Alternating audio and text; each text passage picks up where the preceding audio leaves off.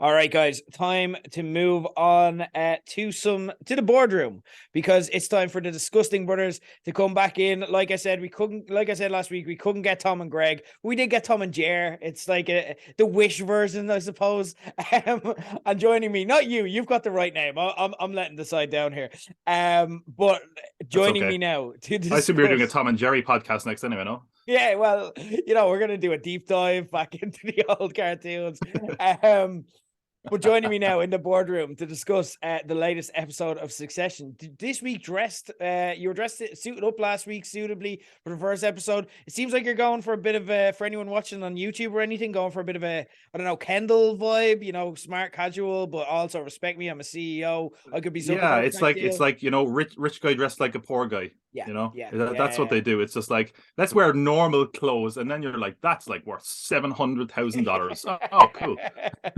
I can't I'm buy a one of house. Brilliant. But yeah, I'm one of you, but also this is real fur. Don't touch me. Yeah, yeah, yeah. I that's love it. Or it's like the Marvel version as well of like being undercover. It's like, oh, they got a baseball cap. Who could it be? But yeah, I'm dressed as Kendall circa going through a divorce, dealing with his kids on the video version. Right. I'm actually going to take it off. It's fucking roasting. I Yeah, don't know, but I yeah, mean, that like, I does guess look very because outside.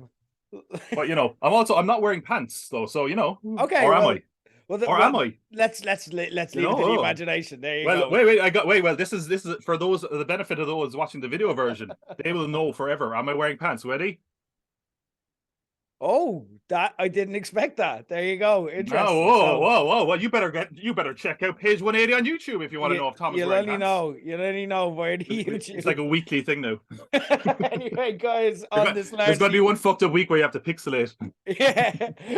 Anyway, guys, on this largely audio medium, you're very welcome to another Succession breakdown. Myself and Tom from the Pop Cup Pod. Follow them and subscribe on YouTube for more of this kind of content. Are going to break down the episode. Spoiler alert: if you haven't seen the latest episode of Succession, you're going to get spoiled because that's exactly what we're here to do. So go watch it and come back if you haven't already, or go ahead at your own risk. We're going to talk about the episode, but first, before we do, what I'm going to do is I'm going to get you back into the headspace and kind of remind you of everything that happened. We're going to break it down for the latest episode of Succession with our alt recap for a tailgate. And I hope I never get Tom in a Chris Kindle because he buys Shiv a funny gift of a scorpion to represent her that's about as subtle as painting of a knife in his back. It turns out to be a prescient one too, as the reunited pair go from breakfast in bed and cheesy sexy texts to Shiv promising tired Tom's head on a platter to the man she had an affair with. Kendall did one not so terrible public appearance ever, so now he's yelling at his ex in the street about how he's making the world safe for their kids and plotting to cut his family out in cloakrooms with Frank. He's the guy we all know who you laugh at one joke of theirs one time and they're then soft launching a stand-up comedy tour on their socials the next morning. Roman is floundering as Jerry demands eye-watering amounts of money to be bought out of Waystar, and what's worse, he can't even get Connor to agree to sell Oman to his woman in exchange for dropping out to help Mencken win. If you look closely as Connor smugly walks away with his wife after winning their argument, you can see the passing of the Eric Trump baton to poor fucked Romulus. At Shiv's behest, Matson goes full Viking trying to pillage their election tailgate party, but ends up just making homophobic jokes and bullying the head of comms. He's sexually harassed to the point that she blabs about his phony numbers. I haven't seen things backfire this badly for a Swede since ABBA gave Metallica the rights to cover The Winner Takes It All. The party was going about as badly as we all wanted it to, and because nobody would let Tom, who had his dick broken by Shiv before she castrated him, publicly catch a few Z's, it ended in a screaming match between the pair on the balcony. She called him servile and a street rat. He said it's not her fault that Logan never approved of her and that she wouldn't be a good mother, so basically they just told the truth loudly, which is the worst thing imaginable in Succession, but fuck me, it makes for good TV. And that was the fourth last episode ever of Succession, Tailgate Party. What an episode, Tom.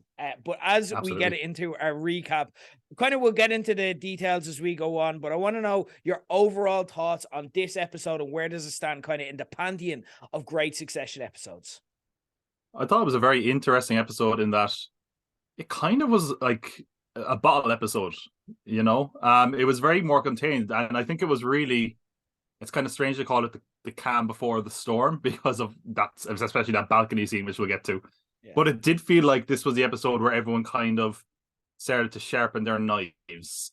You know, it feels like it was kind of everyone kind of playing nice or snarky nice, or as nice as you can be in the world of Succession, I suppose. But it was an interesting one because it wasn't what I expected it to be. I thought we were diving well into the election, and they kind of held it back from us. And I think that's because, man, the next few episodes are going to be absolutely murderous, backstabbing all the way, and I cannot fucking wait. It's so mad because last week we were like, Shiv and Tom, they have it in the bag. They have it. There you go. And in true Succession fashion, just as it looks like you're winning, these characters have a way of just snatching defeat from the jaws of victory. And that's what's amazing. This was, in essence, just a peace moving episode. It was just kind of moving the people around the board to where they needed them to be, because we know we're getting amazing last 3 episodes, starting with the election next week. But oh my God, then they went out and just showing off at the end of it, threw in a Hall of Fame scene in Succession with that argument on the balcony. Absolutely phenomenal stuff. What I love is Succession and the way it even uses language, the way the characters pronounce, it's all very restrained. You know, they're very like, yeah, oh, yeah. And they're like almost scared to say what they think. And then they just let them off the leash for this. And they just like, there was this. And I think that's what we can now look forward to, because that was the line in the sand moment where it's like, no, we're not holding back now. We're not, their gloves are off. Like, they kind of warned us that this was coming with Jerry's scene, where she's just like, I want fuckloads of money.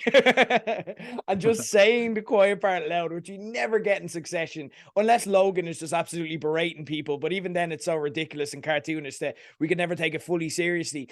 But Shiv and Tom, we've never seen them properly go at each other like that. They're usually just sniping or making smart comments or just kind of making devastating observations that aren't meant to hurt. Them two going at each other was just absolutely sensational.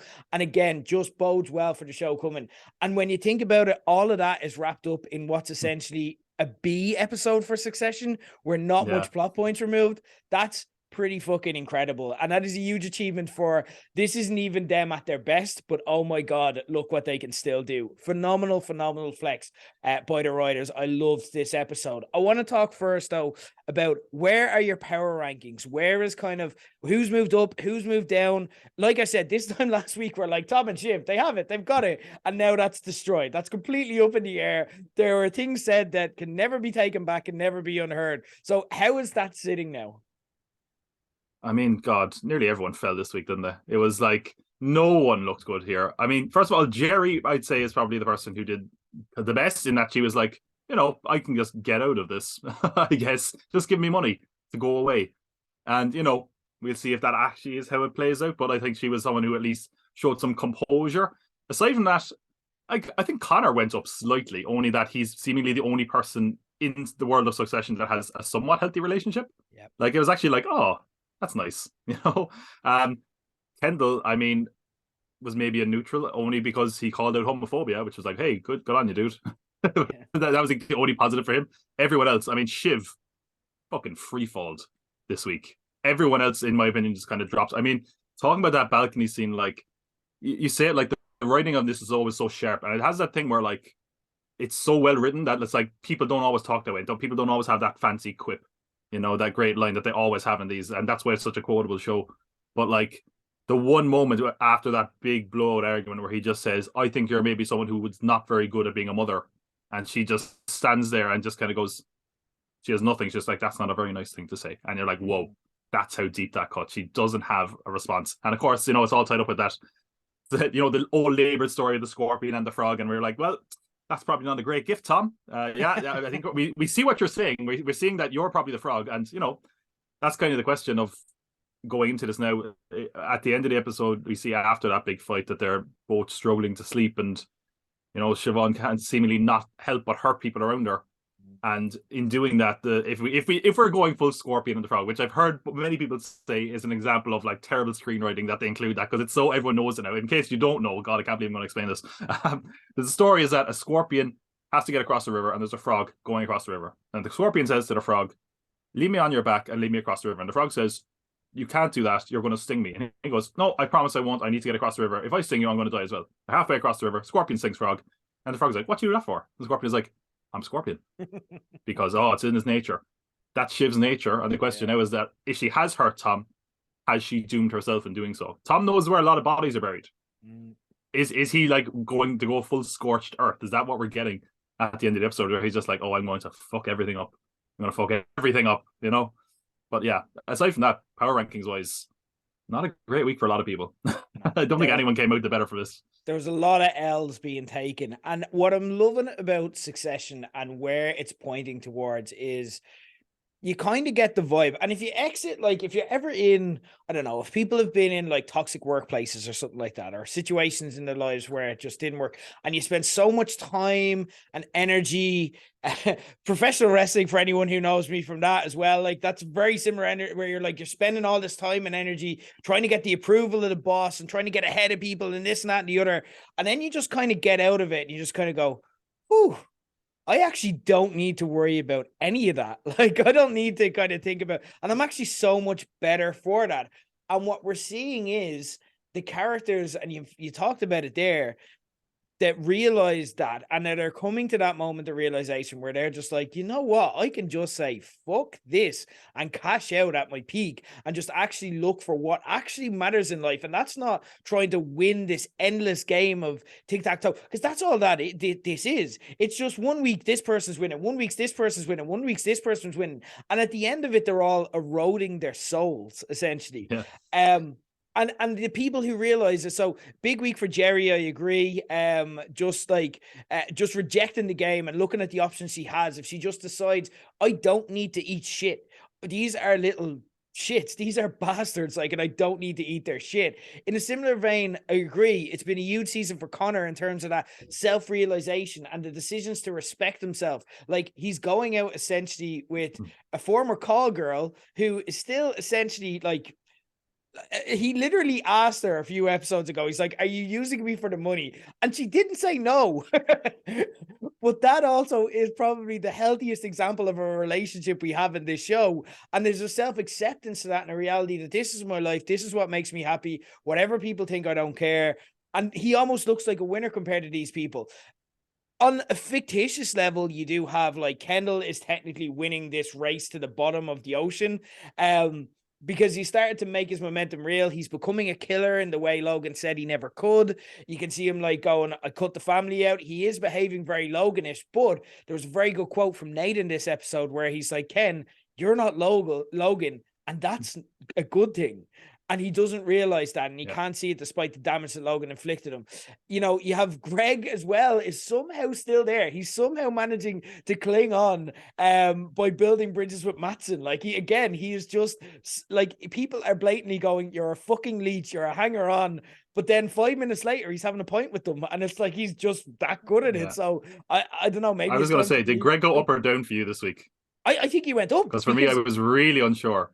like my personal respect for him every week is horrific. You know what I mean? He fires people over Zoom, like hundreds of people on a Zoom call. You can see the chat is absolutely blowing up. Their lives are being destroyed. We can see their face expressions. And then he just like puts down the laptop and he's like, nice done. He's like, there's some confusion in the chat. Which, by the way, based on a real thing. Better.com, the CEO, then laid off like 7% of their workforce over Zoom during the pandemic, I think. So, you know, that's nice. Yeah. But I do think, and I saw a theory online that's interesting. So Mattson knows that Greg is now able to fire people, and he knows that he's probably going to have to fire Tom if he takes over the company. So is there going to be a situation where Greg is going to try to fire Tom? Oh, that is a prediction. I'm very intrigued. As well though, like Shiv, big L this week, like didn't realize the power she had in the Tom Alliance, just ignored him, just stepped on him. And I understand that Tom to her is what Greg is to Tom. He's the guy that like takes some blows so she can look good. But like, again, she didn't realize how fragile their relationship was. She didn't just have him back, no questions asked. She didn't take the cue from the Scorpion gift that it's like, this is actually what I think of you. You know what I mean? The hurt is still there. It's just very under the surface. Tom is fucked as well, left in no man's land. Roman let the world see what Jerry said about him last week, that he's a weak monarch. And Mattson... Imagine, oh my God, he is a liability. Like, all of the cloaks and daggers were removed this week. Doesn't even know if the deal is legal. He's just like, let's just make it happen. Oh my God. It's embarrassing, but like, yeah, amazing. Like, again, we don't like these people. We want to see them. We want to see them fail, and they're giving us it. It is very entertaining to watch.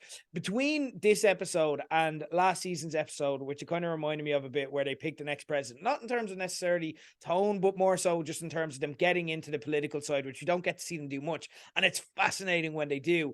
But they pulled the veil back behind kind of power in American capitalism today.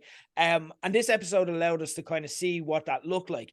How realistic do you think some of the political themes they addressed in this tailgate was? Because they really went there. There was a lot of social commentary there, which Succession usually avoids in favor of just following the fun family drama and the quips and the slagging matches. But they really went for it, like kind of with some of the satirical loops. How did that resonate for you? I think, yeah, like Succession is always a show that's it's such a weirdly political show in that it's not always political. It's always somehow kind of kept it at arm's length, obviously, with their control of the media. And obviously it's a big part, like, satirization of Fox and Rupert Murdoch and all this.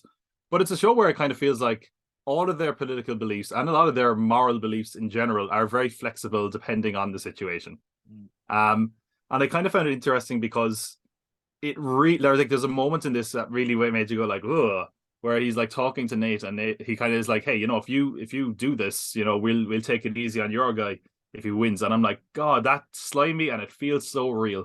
Like, you can absolutely imagine they had a consultant, because I know that, like, the consultant, one of the political consultants used to work for Obama, I think, and like he was saying like that they come to him for advice, and I was like, there's definitely a kernel of truth in some of these things where it's like, oh, that's probably how it is, and it makes you feel dirty just for thinking about that. But like, the way it navigates politics is always in a kind of a disgusting way. Like, it's never just, and that's probably why some people don't look at it as a political show, because it's like politics and media and wealth and everything tied in together in just a big fucking noodle soup, where you're like, well, I can start this strand and pull at that for politics, but I'm also getting everything else.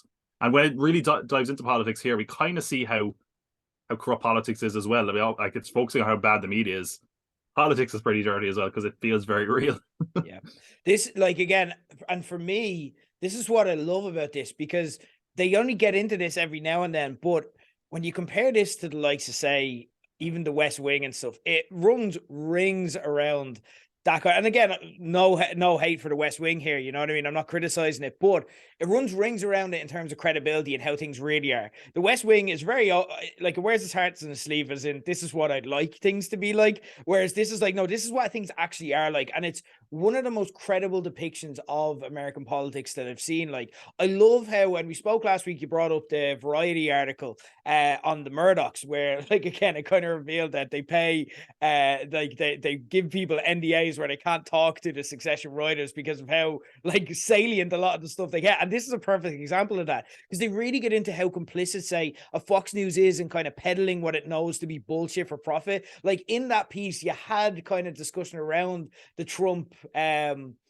the Trump election, and you had how, like, Jerry Hall hated Trump, and Rupert Murdoch kind of knew he was a little shit, and, like, he knew he was full of shit, but he also knew he was really good for ratings, and we could see them just basically talking about that here at the same time. And it's very in belief, but they're all kind of pushing the agenda because they're appeasing the base. You hear Tom talk very openly about it, where it's like, yeah, we're just going to wind up some of our crazies just because it gets ratings. Roman and Kendall openly split the people of the party. Like, they don't have any allegiances. Their allegiances is their own ambition, and that is their only allegiance. Even to each other, they don't. But they split the party into, like, libtards and Nazis. They don't care about any of them. They look down at all of them and feel themselves inferior. And Logan felt very the same. Like, again, here's a man who called the president the raisin, like, somewhat openly, and bullied him and would piss him off. But I mean, it was like that as well. Like, with season 3, I mean, Kendall really just was like, I'm going to be a bit on the left now. Like, he's going into the Met Gala going, fuck the patriarchy. And you're like, what? Who are you? You know who you are, right? Like, and also, by the way, just as a really funny side note, we're talking about Rupert Murdoch there. In Australia, Rupert Murdoch's hometown, it's on Binge Succession, which is owned by Rupert Murdoch. So which is kind of a fascinating side fact, but there you go. See, again, just someone who is a slave to profit. He's just like, this will make me money, so I will show it, even if it is ripping into me openly. I love that aspect. Shiv and Tom, I want to talk about the argument, because as it was very much, it felt like one of those apocalyptic end of relationship arguments, while kind of also like tying up all character loose ends that we felt and seen, but they've never actually addressed and they've kept away from until now. And it's almost like they were saving it. But I don't know, maybe I'm crazy here because there was a lot of things said that, again, you just can't take back and people won't forget. But we say that so often in succession. We're like, this is it. Kendall, we watched Kendall die at the end of like season 3. And then the next week is like, hey guys, so I'm going to go and do an article in the magazine. And it's just like nothing happened. I don't feel like this is the end for them. Like there's a part of me where, and again, we're talking about that almost, you win here by having a real emotional realizations. And as heartless and disgusting as that argument was at times, it was also very real. It was the first time they probably ever communicated in a realistic way, because they go through every stage of their relationship. And here's how I felt. And the only reason I said yes to marrying you was because I felt bad and my dad was sick. You know what I mean? And they kind of relitigate everything. But there's something there where I don't feel that it's necessarily the end. I'm not sure. I'm not going to say they're going to reunite, but I don't know. I feel like there was something there, and I don't feel like it's the end. Am I crazy, or like, am I crazy for not taking the obvious cue that it's like, yeah, no, they were clearly just blowing that couple up? I mean, it can go so many ways, and that's what like the big thing obviously is like they clear the air. And look, sometimes you have a massive argument with someone, you're like, well, now we've laid all the cards on the table. Yeah. We're back to square one. We're good. But she never told him she was pregnant. Yeah. And it's like, that's hanging over everything here. Is it going to be that he crawls back to her when she finds out she's pregnant? What's she going to do in general with the baby? Like, it's still, it's something that's been weirdly just left untouched. Like, we kind of, as soon as they mentioned that she's pregnant, and they even did that in a very kind of subtle way, it's never really been brought up again. It's just something the audience knows and Shiv knows. So like, it wouldn't surprise me if they got back together. Like they're like, it's going to take a lot for them to just totally go their separate ways, you know. But it is a shame. It feels like if those two crazy kids could have made it work, they could actually be running the company. Like, but yeah, they had it right here if they just copped on. And like, but again, like it's that emotional honesty that they had, where like, again, they're both kind of saying like, you know, Shiv's like, you fucked me for my DNA.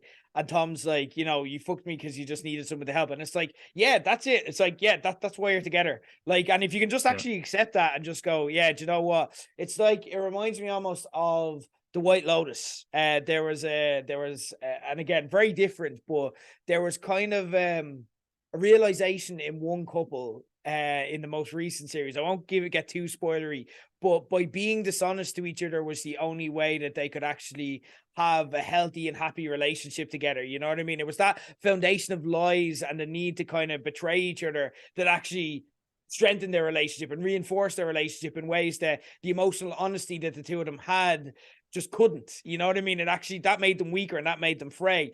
And again, like, it may be toxic as fuck, but it just feels like there's something there. This argument though was the Emmy reel for both Shiv and Tom. Amazing stuff, incredible. Is this the best acted scene in television all year? Is that, because it was definitely I don't know, for me it's probably this or Logan's death scene.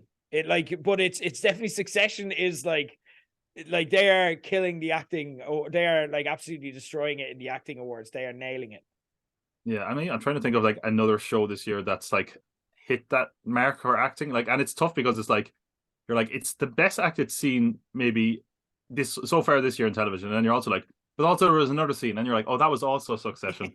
You know, like I'm thinking back to Roman on the Mountain was great. I mean, I'm looking at every show I've watched this year. I have a list of it here, and I'm like, yeah, it might have been.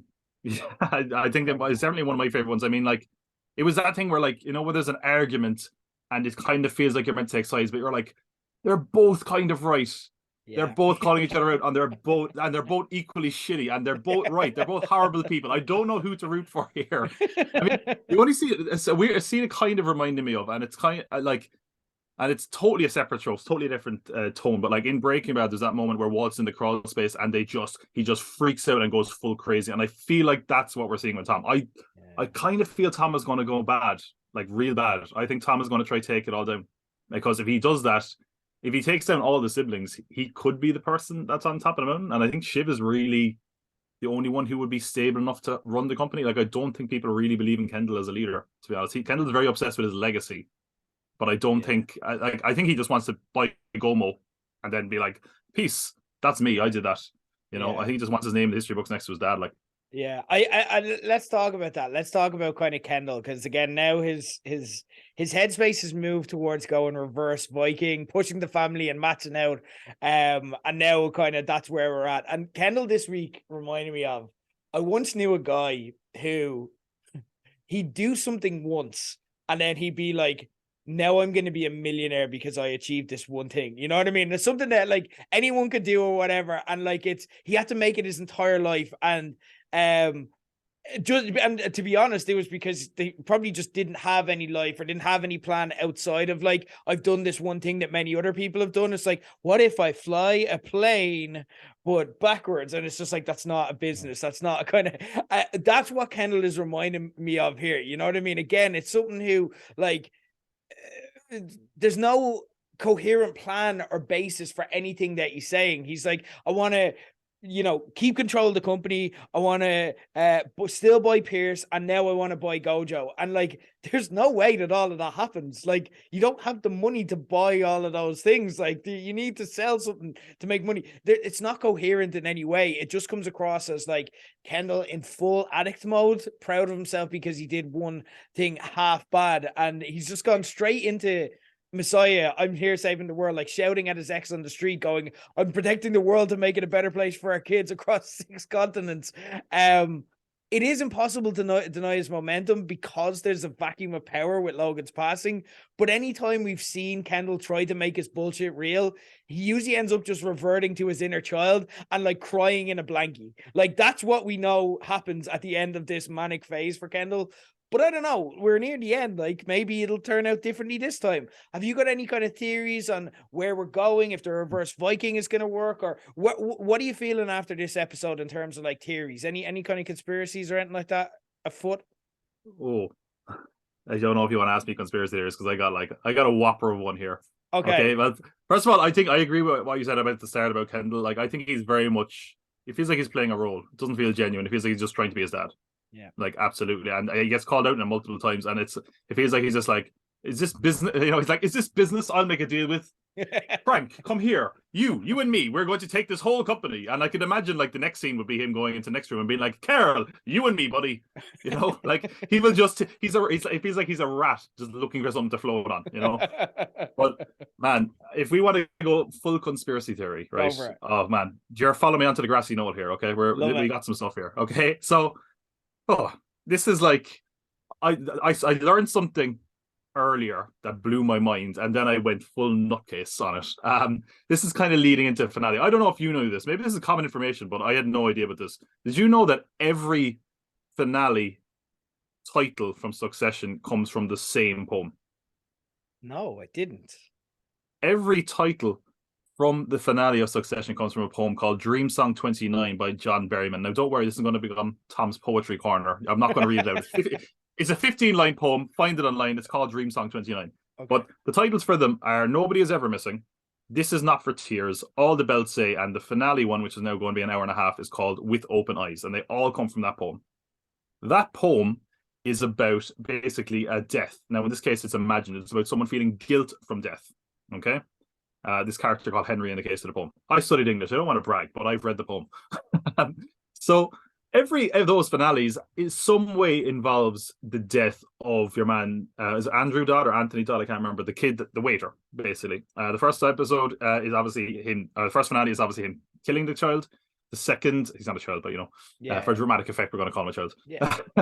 The second episode, where he's basically, Kendall is finding out that he's basically going to be put up as a scapegoat, and is basically wondering if that is him answering for his sins of having killed this person. And you know, that's when Logan basically is like, he's a nothing, he's a nobody person or whatever. Third finale is when he finally talks to his siblings, and his siblings are aware of it. And I mentioned last week that all of his siblings now are aware that he killed someone, and that could be powerful ammunition. The fourth one, With Open Eyes. Now again, with open eyes, if I was just on a very surface level, that's eyes open, everything, being aware of everything. Yeah. So I wonder, is it going to come out? Now, the other interesting thing, if you want to dive into that even further, the poet John Berryman jumped off a bridge and died and drowned by drowning. Ooh. Succession and water is everywhere. Yeah. Now, are you with me so far? I haven't gone full crazy yet because I am. I'm No, going no. to go. Don't worry, I'm going to get very crazy now in a minute. You can distance yourself after this, right? Okay. So we had this kind of mean girls, passive aggressive talk between Mattson and Kendall, which was just classic like nonsense bullshit talk. Yes. But there was one line in that kind of didn't relate to anything. All of them were like, "Hey, your numbers are shit." Haha. Well, you know what? You're bad at this. It was all had some basis. And then out of nowhere, Mattson said, "I hear your numbers are gay." And I was like, well, it comes off as just a stupid kind of childish insult from like the mid 2000s. But like, I thought about that for a while. And briefly after that, I think Mattson says, "Let the wave hit you, float out." Now, first of all, maybe that's foreshadowing a death. Maybe it's just keeping the theme of water going. Yeah. But then I was like, why did he call him gay? That's really weird. That kind of came out of nowhere. Maybe it's nothing. But just before we go into the season 3 finale, and I think this is one of the actual final scenes that Logan and Kendall share by themselves. He's trying to get out of the company, and Logan drops, in his classic Logan way, and I'm quoting him here. He goes like, "Are you queer, son? Is that what you did? Is that why you had him?" Now, it came off as just, kind of him ribbing and trying to fuck with Kendall again into his head. I'm wondering if he actually wondered if Kendall was gay, because later on in that episode, Logan goes to talk to Mattson, and I wonder if he gave Mattson dirt on Kendall in case the company and the deal was stopped by the siblings. Now, obviously Logan's dead. Maybe Mattson doesn't know that, but maybe Logan could have talked to Marcia, who all of a sudden made an appearance again this season, and who's presumably going to be in the next episode. Because, by the way, we still have not had a funeral for Logan. Yeah. I'm just saying, maybe Mattson knows about the waiter.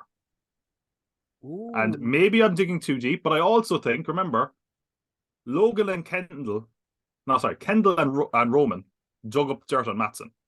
Yeah. Who's to say Mattson hasn't dug up dirt on them? He absolutely has. Is there a chance that he might know? That's all I'm going to say. I think that there's a chance that there's no way the waiter is done for. It's going to come up. It's been there in every finale. I don't think it's a coincidence. I don't think it's just random happenstance that they've named it after that poem again for the actual finale.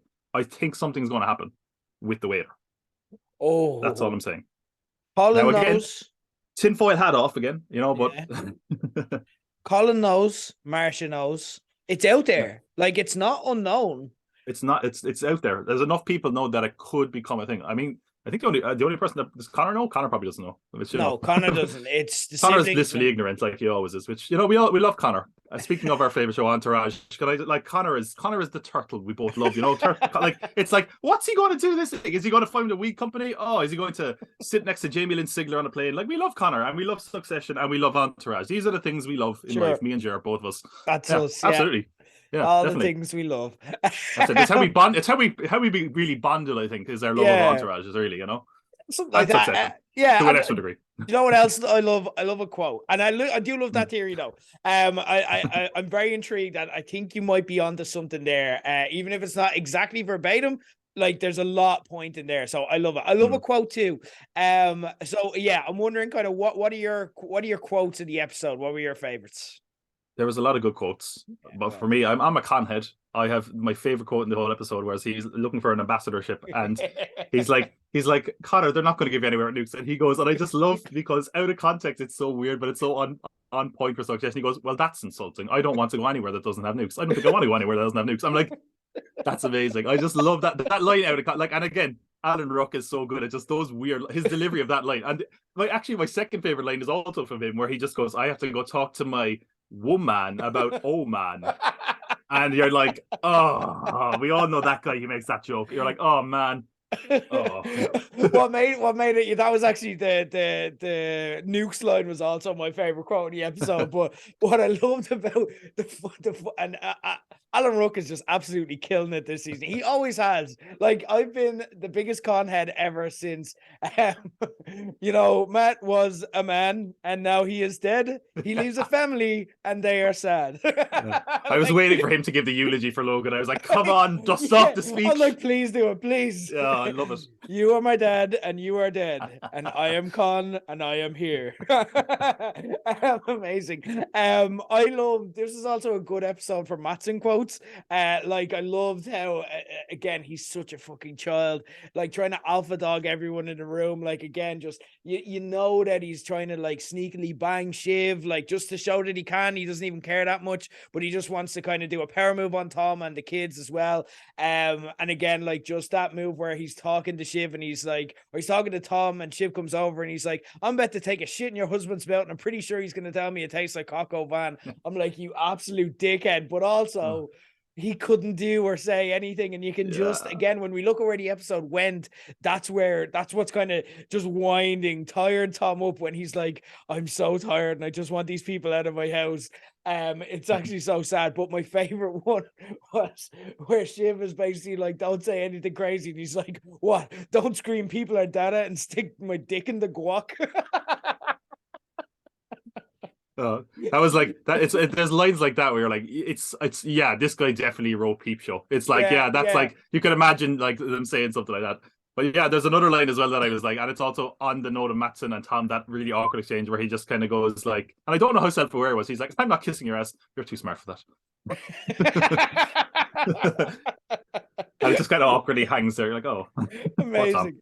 Amazing stuff. Amazing episode. And only 3 left. But look, we said we like the political episodes. Next week, America Decides is the episode name. So can I also say this? I don't know if anyone heard this. We're going into episode 8. So before season 4 started, Jesse Armstrong was interviewed and he was asked, and mind you, episode 3 had Logan dying and everyone talking about it. He was basically asked in advance of the season 4 premiere, is there an episode you think fans will be shocked by aside from the finale? And he said, probably episode 8. Oh, there you go. Is this the episode where shit comes out? Interesting. Let's see. Love the conspiracies, love the quotes, love the chats. Entourage too. Yeah, sure. Anyway, Tom, Pop Cult Pod, check it out on YouTube. Follow him on socials, all Pop Cult Pod. Always great stuff. And I can't wait to talk about the last 3 episodes. We're going to be so shocked here. We'll barely get a word out, but we'll be back here next week. Anyway, in the meantime, Tom, always a pleasure. Thanks for joining us. But for now, fuck off.